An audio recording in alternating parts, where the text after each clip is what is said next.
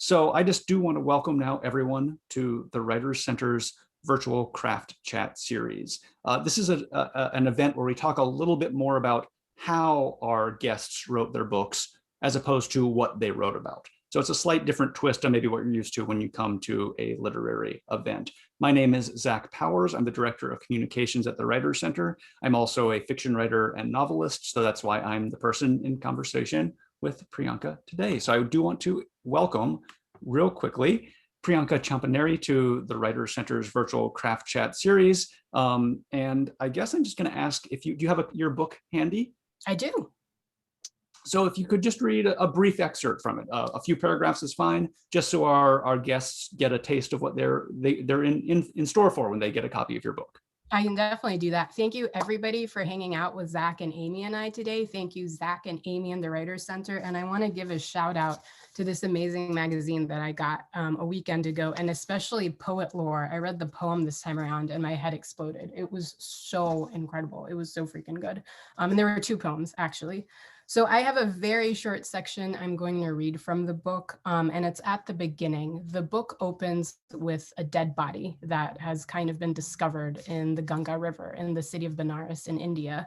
And nobody knows who this body is or how it ended up in the river, but that doesn't stop people from talking about it and making up theories about what they think is going on here. So I thought I would read a bit of that section. The news traveled quickly, and speculation trailed after to fill the holes that remained.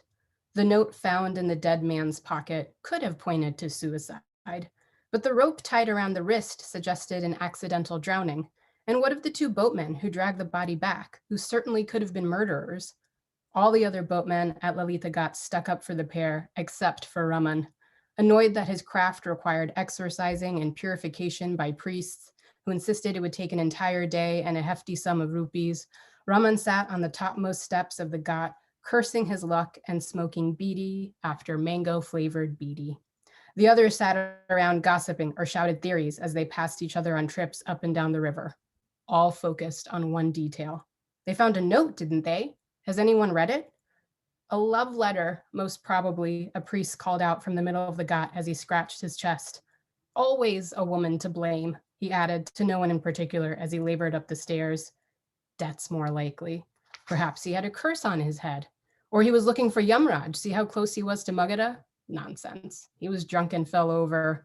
That Raman should have secured things better. What kind of duffer leaves his boat free for anyone to take? Well, he died in Kashi, so at least he will find peace. What fool would call that a good death? Kashi or no? Someone said the man's ghost is already terrorizing that widow in the woodworker's alley. Is it surprising? What to expect when the wretch dies in the middle of the river, on Magadha's doorstep, no less? Tales of what had happened, what might have happened, and what didn't happen swelled across the city, ferried from boatmen to Ghatia, carried by rickshaw drivers and cart pullers, festering inside shops and whispered via family matriarchs, drifting to the street sweepers and even the drunks and lechers too ashamed to show themselves in the light. In the course of the telling, the truth expanded, broke into pieces, gilded itself, tripped in a puddle of filth, swabbed itself dry, and left fragments behind until everyone in the old city knew at least some version of the story. Everyone, that is, except for the one who mattered most. Thank you. Well, thank you so much. So The City of Good Death is a wonderful, wonderful book. And everyone, Amy put the link in the chat just a moment ago. So also I should mention, please buy the book. Please, please, please buy the book, read the book, share the book, write reviews of the book on websites such as the Evil Amazon. But it's a really great, great book. And I was so glad to hear you read it. I love hearing, that's one of my favorite bits, is to hear a few lines from the author, because it makes it, I love suddenly hearing it in the author's voice. So Priyanka, just who are you for those guests here who don't know you? The broadest question of the event. Yeah, it's a very Cheshire Cat question, isn't it? Who are you? So my name is Priyanka Champaneri. I was born and raised and educated in Northern Virginia. I've lived here my whole life. I got my BA in English from George Mason University, worked full-time for a couple of years, and then I got my MFA from George Mason University in creative writing, and I graduated in 2010. And the thesis that I wrote for my graduate program is the book that ended up becoming The City of Good Death. Great. And if you, at some point, we'll be adding your piece from the Writer Center magazine to our website. So I keep an eye out for that on our blog, because there's some really interesting facts about that whole publication process. Maybe we'll get to that a little bit by the end of the day, but since you wrote about it, I don't want to dwell too much on what I already know, at least. So our first question I'm going to ask, and this is the first question we like to ask of everyone, is, was there anything you did while writing this book, or maybe that you do as a writer in general, that no one has ever really seemed to notice, or maybe has never commented upon? Something you do really intentionally that no one has ever actually latched onto or pointed out? The biggest intentional thing, and I think certainly I was probably doing it at a smaller, lesser level in the work leading up to this book, which wasn't a lot, to be honest. I didn't have a lot of work preceding this book, is being very intentional with the lens I was applying to it, which is one of Eastern philosophy, this Eastern way of thought, specifically Hinduism, just wanting to create a space for people like me who had this as their default perspective. And quite frankly, it was really hard for me to find a book written in English that adopted that perspective. In my lifetime as a reader, the majority of the books I was reading just assumed a Western perspective, a Western point of view, one rooted in Judeo-Christianity, which is fine. But over the years, I realized how much I was having to contort myself as a reader, just in order to be able to understand it on that deeper level of literary analysis. And I wanted to write a book that was a safe, open space for people like me who, had a point of view that a really big part of the globe has. Now, at the end of the day, the story trumps all. So my ultimate goal is to create something that would make people want to turn the pages to find out what happens next. But it's always my intention to have, hopefully, like this deeper thematic layer floating up to the top, that if you already have that point of view, or if you're interested in accessing that point of view, it's there for you and you're able to look at it if it's something that you're interested in. Great. So in the piece for the Writer Center magazine, you said that you wanted to write about this city of good death, even though you didn't know the place personally, that you came across, I guess, the idea maybe in an article or something that you'd seen. Forgive my imperfect recollection on that. So I'm interested then, since this isn't a place I'm very interested in the research behind this book, because you mentioned writing from your own experience, which is actually really interesting to me, and something that reflected worldview for you. But while the worldview may have been familiar to you, the specifics of the place you're writing about were not. Sure. So how did you set about gaining this initial knowledge to begin writing with confidence about this place? Well, I will kind of hone in on that writing with confidence statement, Zach, because I don't think I was ever writing with confidence. And I don't think I'm even confident about it today, to be honest. So that confidence is probably always going to elude me. I think the key to this whole process for me is I never thought of it as research. I never thought of any of that pre-foundational work that I was doing that I now know is foundational as that road leading up to writing a novel. Because when I came across, Zach is referencing this Reuters article that a friend sent to me, which was my introduction to, I knew about Benares being this very holy city for Hindus, but I did not know about death hostels, which is the main setting for this book, this place where pilgrims are able to bring their loved ones so they can die a good death in this city. And that article was so fascinating to me, but having, I guess, the hubris to just decide to set an entire novel there in this place that I had never been, it was not something that I had at that moment. I just didn't think of it that way. But I was just really personally, intensely curious in this city, in this setting, and all of that. I wanted to know logistics. I wanted to know how these places work, just all of it. So I just started reading for fun to satisfy my own curiosity. And the more I started reading, I started collecting more things to read. And in the beginning, it started out with ethnography and memoir and research articles and a lot of that kind of material. But then I just wanted more. So I started going into film and documentary and books of photography and YouTube videos and really building that visual in my head. And what ended up happening is this entire time I kept thinking, I can't write about this. I can't write about this. Like, it's not, I'm not qualified to write about this. This is not my place to write about this. And my imagination in the meantime had been just turning its wheels on its own without me thinking about it.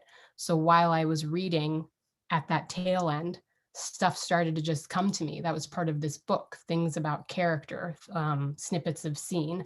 Just these things just started populating in my brain. And then I thought, well, let's just go ahead and write and see what happens.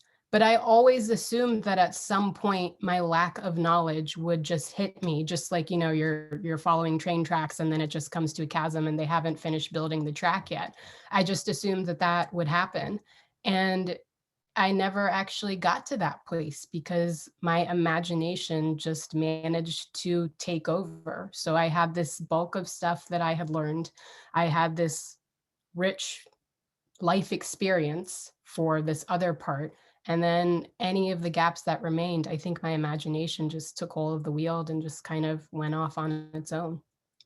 I mean, I love the idea of a lack of confidence among writers, because I love writers that are modest and admit limitations. Oh, yeah. And I tend to dislike authors who go in the opposite direction, who display some supreme confidence in knowledge of a subject and knowledge of writing. So Yeah, I'm pretty suspicious of those people, you know, and I think it's probably, but you might have had the same experience, Zach. Like sometimes you'll go back and look at their work to be like, well, let's see if they can back it up. And it's always, you always have somebody who did back it up. So then it's like, all right, I guess you can just be the Taylor Swift of writers, I guess, and just be super confident and super prolific. But I am not. And I have also learned whenever I do feel kind of good about something or confident about something, it's not. It's whenever I am terrified and I'm like, oh God, this is like a pile of garbage.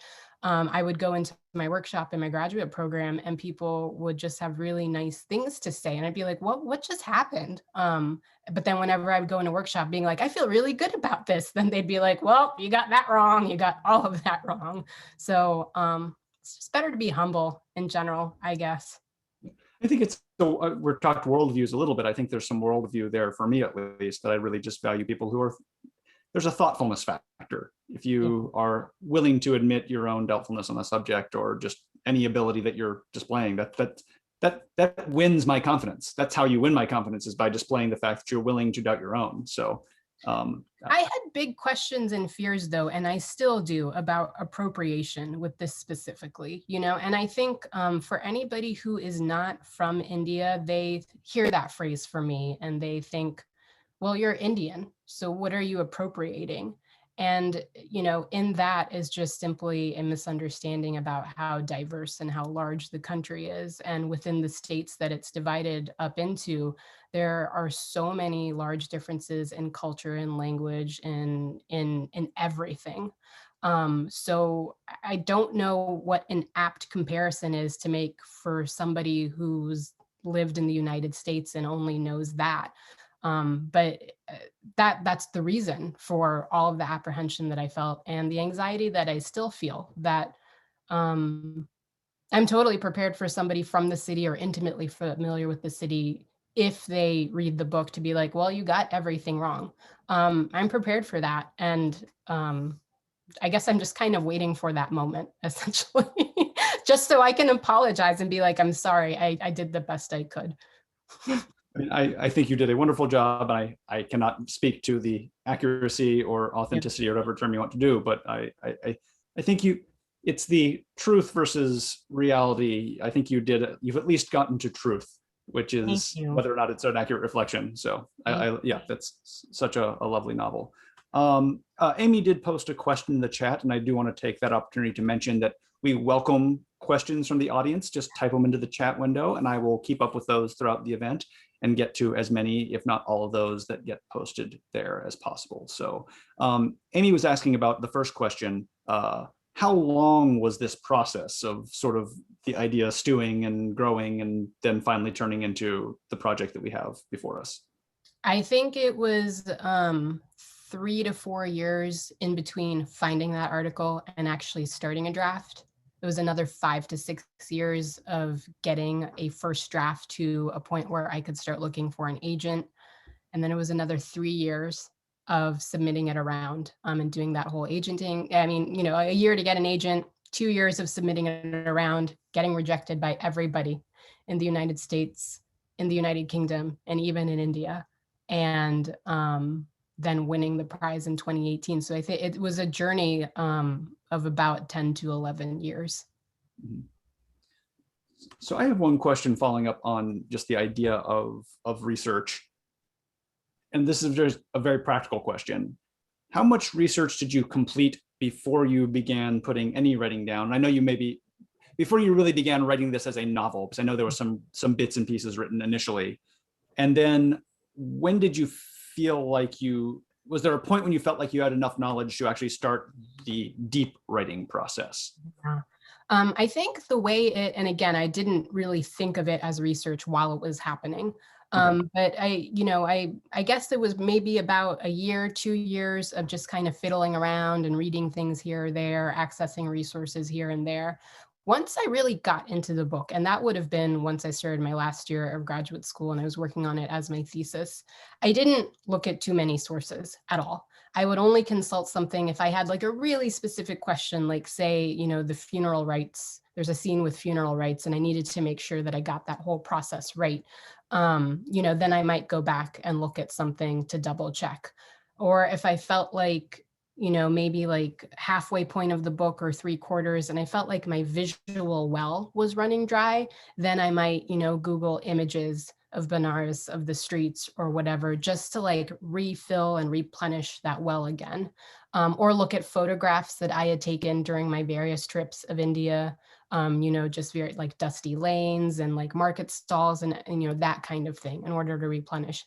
But I actually, once I was really deep into the book, I avoided looking at things. And I found a couple of novels, including there's one called The Romantics by Pankaj Mishra, which is set in Benares. And I still have it in my bookshelf. I haven't read it. I bought it and I was like, I'm going to read this once I'm done because I did not want to be accidentally influenced. Because I'm somebody who I remember everything, but I often don't remember the provenance. So I was really afraid of picking something up and then 5 years later, writing it into the book, not realizing it wasn't me who had come up with it. It was something I had actually read. Just call it collage, you'll be fine. There you go, yes. So you mentioned like looking up specific things. So what was, I know when I was working on my novel is an alternate history, but for the historical aspects, the historical details, I was on Google every day. I had to pause writing from it, like, how would that work? And go Google it real quick and then come back and get those details down accurately. So I did that as I went through. What was research like throughout the process? Did you go do any deep research during the process, or was it just spot checking once you got in the process? It was mostly spot checking, and it was only for very, very specific things. So any ritual I was writing about, like death rites or the exorcism, just very specific in terms of that. A lot of the other stuff that actually makes up the story is, I just realized I just had all of that through life experience. So in terms of the rules of that society, the rules of etiquette, the rules of propriety, the way men and women interact with each other, all of that is just stuff I already knew from living in a lifetime very familiar with that community. And the same with just any sort of reference to Hinduism. That was all stuff that I already knew. And then you have the other vein, which is just where the story takes over and the characters take over. So I didn't have too much to look up, except for those very specifics where we're bound within this particular community, this particular city, and this is something that they do in this city. So let me make sure I get it right, whatever that might be. Great. So there's an interesting question sort of about experience of educational experience in the chat window. So MFA workshops tend to be short story based. How did you translate your student work in stories into this novel process? Oh, that's a really good question. So the first example that comes to mind is probably not a very positive example, but I'll give it anyway because I think it is applicable. And that is, I mentioned at the top of this chat, just always feeling like I had to contort myself to a Western point of view or a Western belief system. And I had been in a workshop in my last year of graduate school and my work had always had some thread of Eastern thought running through it. But I always made sure to try and explain it so that anybody could come to it and understand it and not like have to consult anything. They would still get it on one level. And I had written a story that featured a snake, and it had this idea of Anant, which in Hinduism is a form of infinity that has a beginning but no end. And I had explained that in the story. And within the workshop, nobody could get past the idea of the serpent being the serpent in the book of Genesis, of being the serpent being the tempter. And I remember just being really confused by the comment and kind of hearing comments about how I needed to actually literally say in the story, this is not the book of Genesis serpent, this is something totally different. Whereas I have thought, well, I feel like it's this question of where does the reader need to meet the writer and where does the writer need to meet the reader? And I felt like I had already done my job as the writer of meeting the reader by giving all of this explanation about the thing.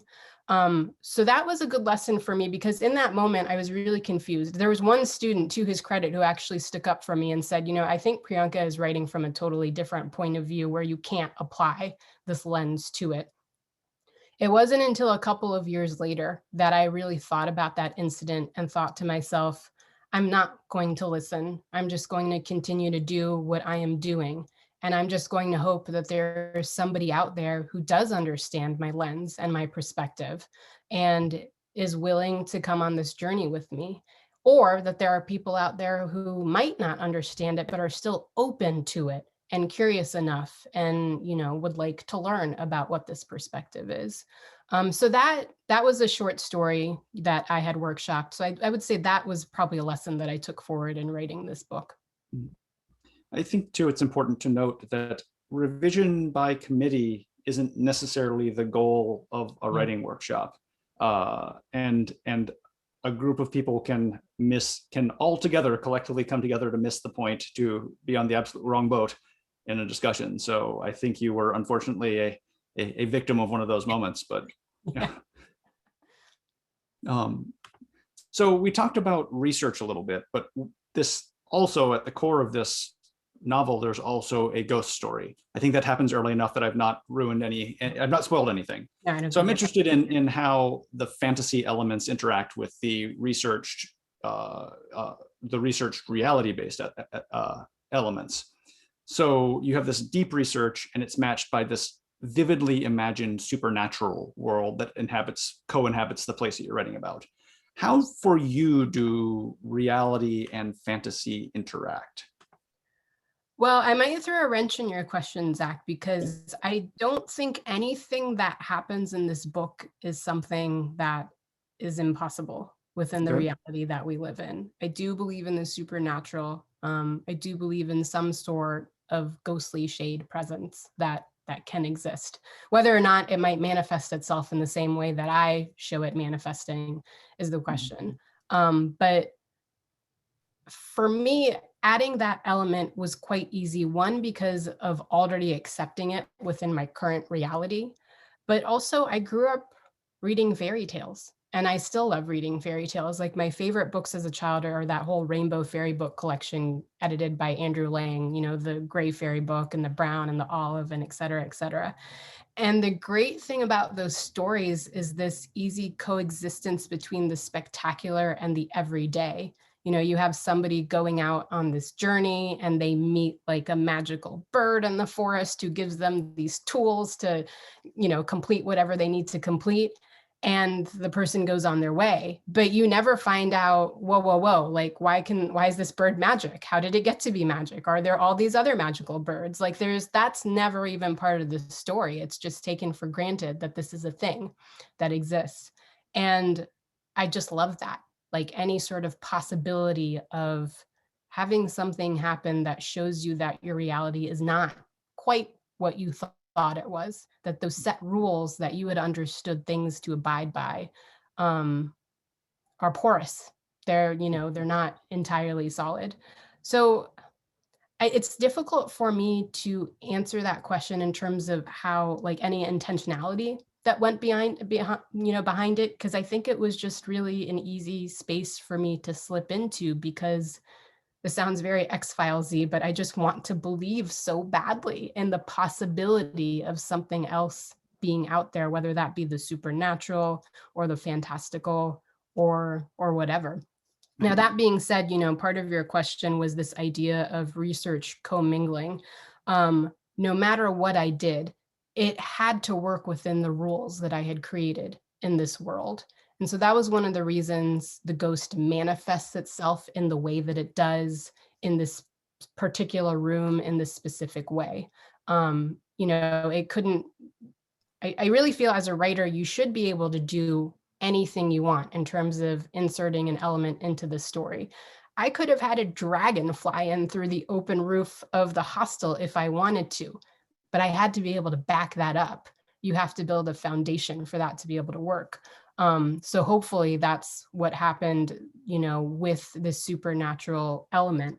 I didn't want it to be the focus of the book in terms of, oh my gosh, there's this ghost like banging around. It just had to be a thing, an obstacle for the characters to have to deal with. I love the X-Files I want to believe idea, because I feel like I just had sort of a mini revelation about suspension of disbelief. Suspension of disbelief is really giving readers, your audience, what they want up to the point that they want to believe things. And that when you cross that suspension of disbelief where they can no longer suspend disbelief, it's when you've given them more than what they want. It's really about anticipating desire, which you can never do perfectly, obviously, but that's my new interesting take on. I'm going to run with that in my head for a while. I'll send you an email and follow up when I have a solid conclusion to that thought, but that's interesting. It's a great way to put it.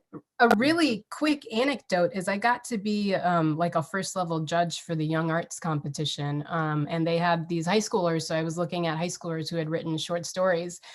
And there was a story I came across that blew me away. This student had written about a teenage boy walking up to a deli counter, and he's trying to ask this girl out. But every time he speaks something, he's slowly turning into a duck. And there's no explanation for why he's turning into a duck. There's no context given at all, but this writer really just ran with it. And it was probably one of the funniest, most fresh, original things I had read in a really long time. But I really think you can do that. You can do wherever your imagination takes you, as long as you just create enough of like a hold all for the reader to just be able to be with you in that time. Mm-hmm. So just for this particular place, you said that, and I feel like this question I'm thinking about differently now from your previous answer, but were the ghosts always residents of this particular place? Were the ghosts part of your very first imagination of a death hostel and what that might be like when you created one in your stories and your novel? No, they were not. So I'm a very organic writer. And when I finally figured out my entry point into the book, it was literally the entry scene of the book, which is two boatmen out on the water. And they come upon this body hanging from another boat. And from there, it is a painstaking one foot in front of the other. What happens next? What happens next? What happens next? So it was not part of an original plan. It wasn't something that I foresaw. But the stakes are already high when you open with a dead body. You have to do something with it. So I can't even remember if I had other options before me about what I wanted to do. And I don't even, it seems a little ridiculous, but I don't even remember like what that moment was like when I was like, oh, hey, we're going to do this. This is what we're going to do. I think I probably just did it to be like, let's just try this out and see if it works. And then I just ran with it and expanded on it from there. So another good question coming in from the chat. How did you settle on the title of the book and how much effort went into that? So my answer might be a little bit disappointing. This book probably up until the final 2 years of the process was originally called A Good Death. And when I found my agent, and it had been a good death the entire time. So like for 8 or 9 years of this book's metamorphosis, that's what it had been in my head. And I loved that title. And then I found my agent, and one of the first things she said to me is, we're going to have to change the title because a book had just come out called A Good Death. And it looks to be very good, by the way. It's a nonfiction book where this woman is just exploring that idea in a philosophical way. But so I had to come up with something else. And I knew I just really needed to have the words good death within the title. And so I played around with a lot of different options. And this is something that I liked and my agent liked and my agent's assistant liked at the time. And some friends liked it. So, you know, we just kind of went with it. I don't know that I feel any particular attachment to it, to be honest. But I think it's a good title. It's a fine title. And I don't know, I don't really look at book titles that much anyway, in terms of being like invested in a book because of the title. I don't really look at books and think, God, that's a damn good title. I'm definitely going to read that book. I don't think of it in that way. It's always an afterthought for me. That said, I was just tweeting the other day about Claire Vaye Watkins' new book, which I believe the title is "I Love You, But I've Chosen Darkness."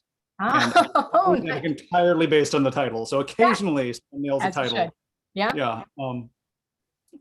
That's really interesting. Titles are interesting in general. And I know, like, I had a friend who's an acquaintance, I wouldn't say a friend.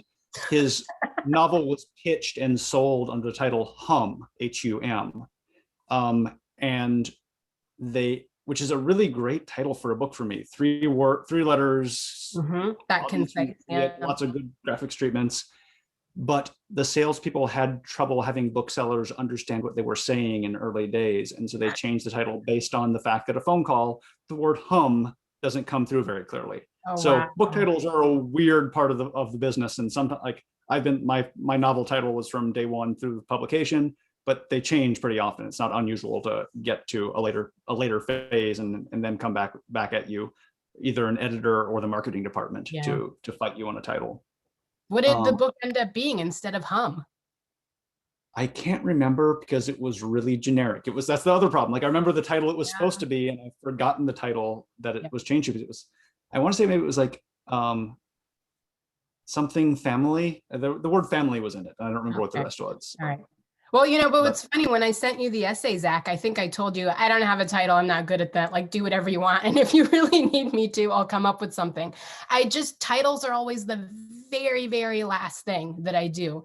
And usually what I end up doing for a short story or an essay is I'll go through it and I'll pick out a phrase, like a 2 to 3 word phrase that seems like it might work. And then I'll just pop that on top and then tell whoever I'm sending it to, hey, if you can think of something better, go for it. But yeah, I just don't look at them for whatever reason.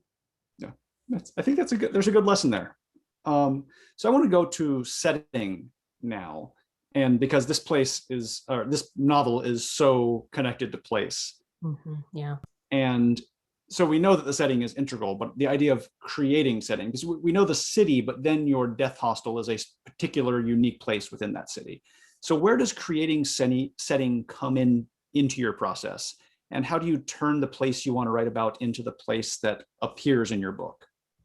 So this book is an unusual beast because it's the first thing I've written where setting was probably step 1 of the genesis. I had read this article. I was immediately interested in the place. Usually when I'm writing, the initial spark is situation. I just see some sort of slice of conflict, some sort of scene in my head that is a situation. And then from there is character, and setting is actually very, very low on the list of my priorities. You know, not even tertiary, it's like further down.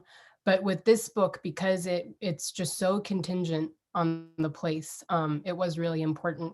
And let's see, what was the second part of your question? I guess it was, how do you turn the place you want to write about into the place that appears in your book, so that you'd realize you wanted to write about Death Hostel? How did it go from abstract Death Hostel to concrete place where these scenes take place? So, when you and I had emailed back and forth before, one of your questions was whether I do any sketching, Yeah. beforehand or do any of that kind of pre-work. And in this case, I did not. It was very much that, okay, here we're starting with that very opening scene, and we're just gonna, travel from that point and just put one foot in front of the other.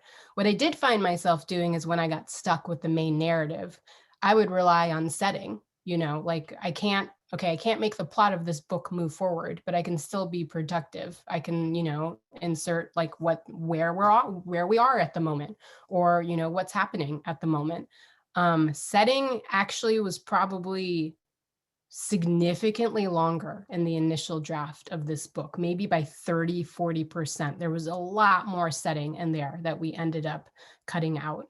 Um, I will say when I first started writing this book, I had this idea where I really wanted setting to be like its own omnipotent character. I wanted it to be this omniscient presence, just like the Watcher, like in Marvel Comics, where it is this idea that the city itself is a character. It's this 5,000-year-old city, the longest living inhabited city on Earth.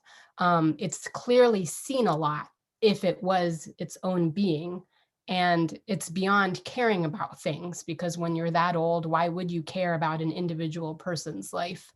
So that's one of the things I had a lot of fun with, because when you have that kind of omniscience, you can pop into anybody's house and just take a look and see what they're doing and write about what they're doing.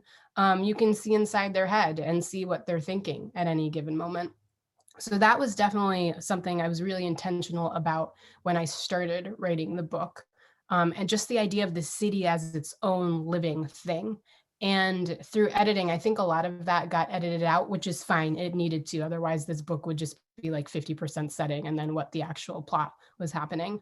But that was a lot of fun to be able to play around with. And I think deciding that for myself in the beginning gave me freedom to explore a lot of characters, a lot of different side stories and plot lines. When you have that omniscient narrator, you can peek inside anybody's head and tell any story that you want to. And later on, once that draft is done, you have to kind of be able to lift the novel out of that draft and find out what is actually important about what you said and what needs to be left behind. That's great. And I'm also really excited that a year in, we finally had our first Uatu, the Watcher reference from Marvel Comics. So I'm very excited that the Watcher appeared in this chat. That's fringe. There's no MCU there. This is going, yeah. So maybe this was originally a setting question, but I think maybe it's just an elements of fiction question. So you've mentioned characters in relation to setting and setting and some other elements. With setting as our grounding force, how does setting interact with the other elements? How does setting interact with character, or interact with, with dialogue, with scenic detail? How did all those things, where does setting sort of fit in a sort of mechanical way with those other elements? Yeah, I feel like it's a difficult question for me to answer, only because I don't know that I'm intentionally thinking about any of those things. A lot of that is so instinctual. And then a lot of that is also what I mentioned before, that I have this character doing something, but now they're stopped in the room. I don't know what they're supposed to do next.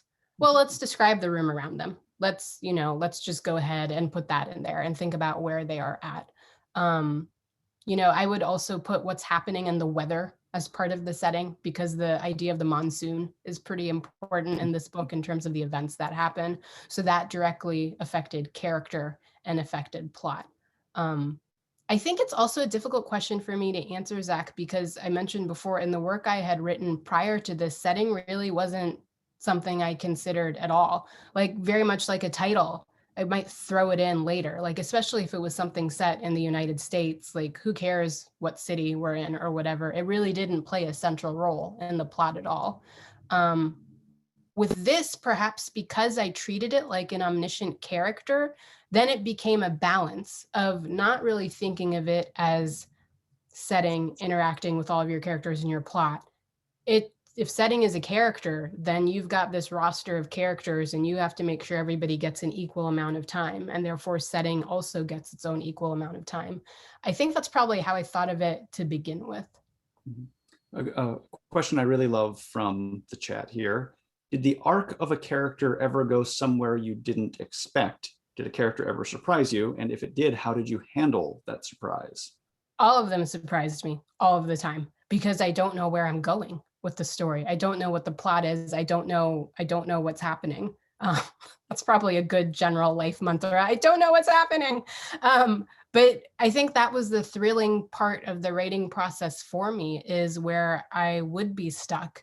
And I would be stuck because I might have decided, okay, I think I want the character, I think I want them to go off in this direction, and it just sounded wrong and false. And that was like an immediate indication to me that, oh, you're not listening to the character. You need to stop, take a moment, and really think about the person that this character is, because they do become real people, at a certain point, and think about what they would really do in that moment and go forward from there. So a lot of really, really thrilling and lovely surprises, especially in those moments where you've been stuck for a really long time, sometimes months at a time, and then driving home from work at a stoplight and, oh, that's what they do. That's what happens. Oh, now I know where they're going. I know how to do this.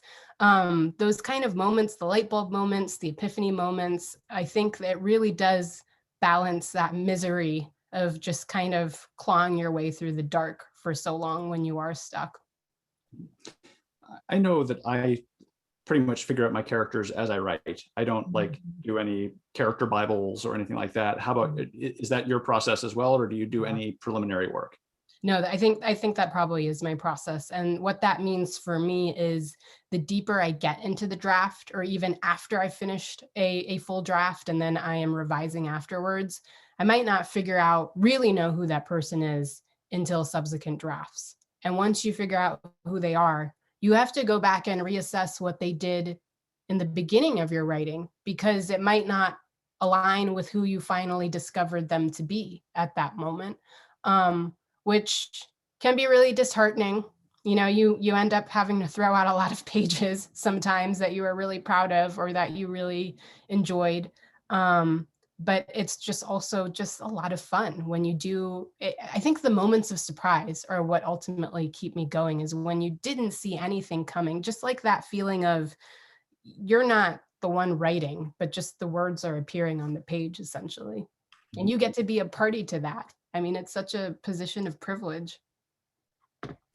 So sticking with characters, I did have a series of questions on juggling characters, because there's so many compelling characters in, I think, just under 400 pages of the novel.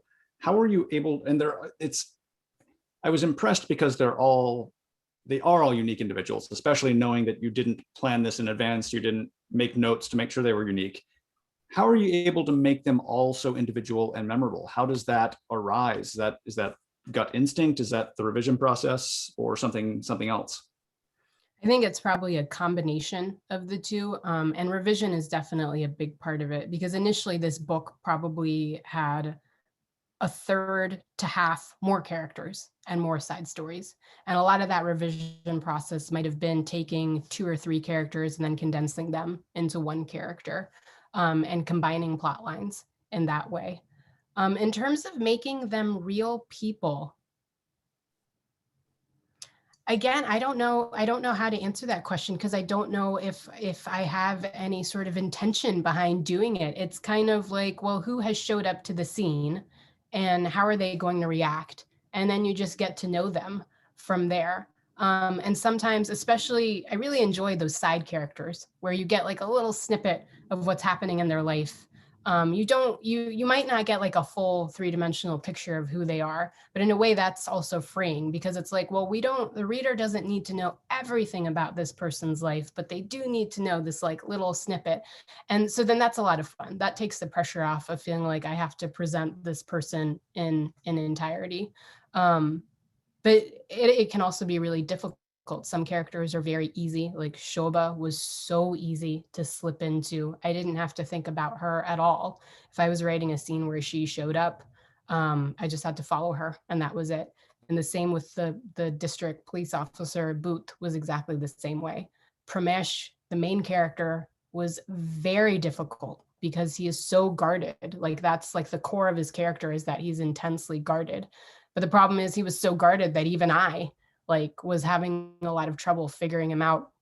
And this book, I would like a month before we printed galleys of this book, I was still working on major revisions of the manuscript, and I was still learning things about that main character, which was astonishing to me that I had worked on the book for so long, and yet there was still something to discover about him.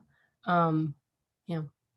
Do you ever let a character just keep their secrets? Do you ever just like say, you know what, that's something that maybe they don't even understand themselves, or that I feel like you don't need to figure out everything, that maybe it's okay that a character sits there and keeps a few of their secrets. I mean, that feels like that might keep me interested as a writer to keep writing this character. Like if I know everything, then am I going to even want to write them? Because then I'm doing a book report as opposed to the creative process. Yeah. I think I'm a little torn about that, because I think it was up to me, I probably would let them keep all their secrets, but I did at one moment in conversing with my editor, Nathan Roster, and he was like, well, what does this character think about this? And I started explaining it, and he was like, no, I don't need you to explain it. I just need you to tell me that you know. Like, you don't even need to write it down. I just want to make sure that you know, almost as if it was a test. Like, do you really know this person inside out or not? But then there's also the fun of just like the spontaneity of imagination, where if you don't know everything, that somebody poses a question to you about that character, for you to just instantly be able to come up with something.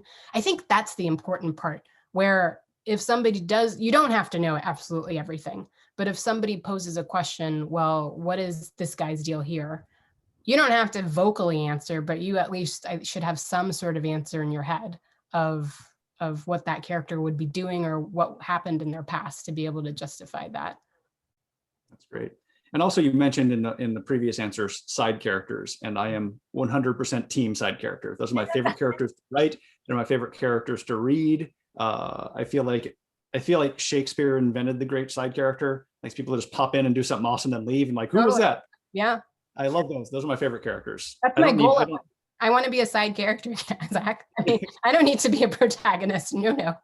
Crazy shit happens to protagonists. I just want to be the side dude. Like, come in and oh, this is our new goal as writers, is to always be the side character. Yeah. I forgot my other question now. I was so excited by side characters. We think we just had a. So here's a question about, I guess, accuracy of depicting the place. Did you retain the original names of the roads, GOTS, actually, pardon me if I didn't say that word correctly, neighborhood, or were those roads and neighborhoods also fictional? I don't think I actually named any roads, but with the GOTS, I did retain the ones that are actually there. And in terms of I might have referenced one or two neighborhoods, and I was looking at a physical map of Benares when I did all of that. I was not too careful about distances though. So I might have had a character walk to the train station, and in reality, it might be a very, very far walk. I tried to be accurate in that sense. Like I tried to use the little scale ruler and see like if it was actually possible. But yeah, with the names, at least I did go for accuracy.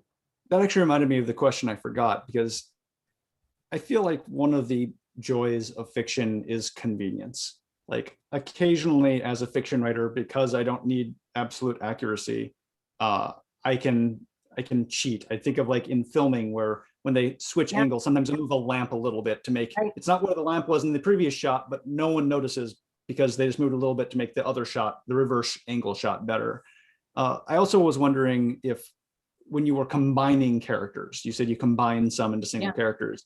Did you enjoy that process? I almost feel like when I realize I can do that, I'm almost relieved, because I feel like I'm juggling one less thing. Like suddenly those several things I needed to occur from some outside force, usually not a protagonist. Usually your protagonist isn't combined with someone else. So I've heard stories of that happening. Yeah. But like combining a couple other characters into one, suddenly that's like so freeing for me sometimes. And so like, I can write this next chapter real easy because I understand that it's one person dealing with all those elements that were previously with two or three. Sure, yeah. Actually doing the work of it was surprisingly enjoyable, because that felt like a puzzle. So every time I would figure something out or be able to figure out how I could make that current plot work with this now combined character. That was fun. But I wasn't too happy about the idea of doing it to begin with, because I did really love a lot of those side characters that got condensed. I understood the reason why. I think I had sent my agent a 600-page double space book, which I don't think you're supposed to do, but I didn't know any better. And that's what I did. But that kind of length can really put people off. And as much as I really enjoyed all of those characters, all of those side stories, I do think that we did have to make a decision about cutting a lot of that to just free up the pacing of the entire book.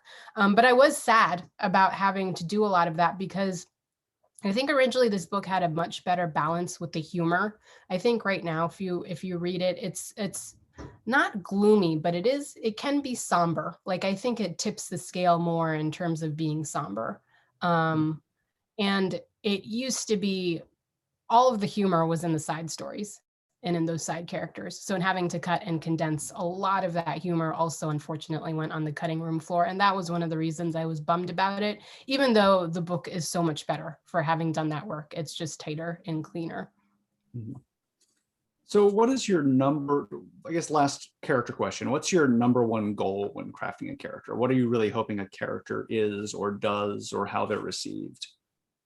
I'm just hoping that they're real people. And in order for them to be real, they have to be real to me. And then I have to hope that my instincts about thinking of them as real also translates over to the reader. But they also have to emotionally resonate. So you might not like them. Like, we're not talking about likability. That doesn't really matter too much.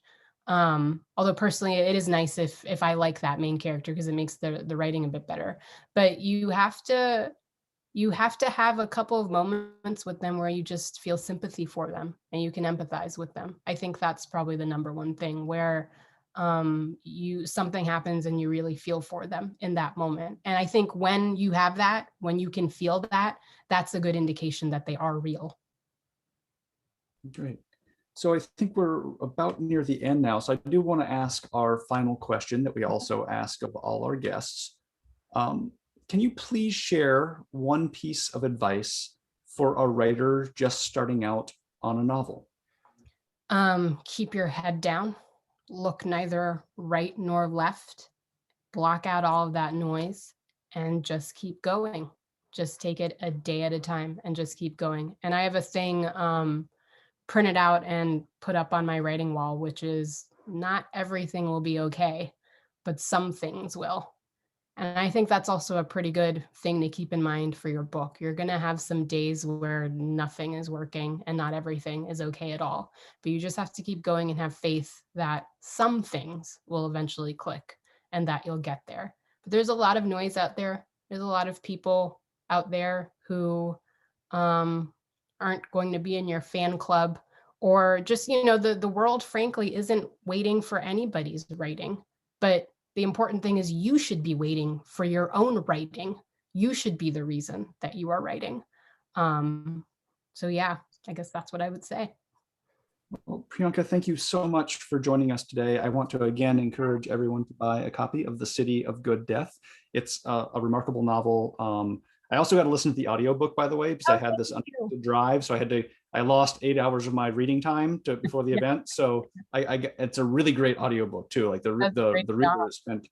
So if you're an audiobook person, I also can I almost never get to recommend audiobooks, but I can recommend this one. So everyone, please get a copy of the book. Please read it. Priyanka, again, thank you so much for joining us. I appreciate your time, Zach. Thank you, Amy. Thank you, Writers Center. And thank you to all of you for hanging out with us for this hour.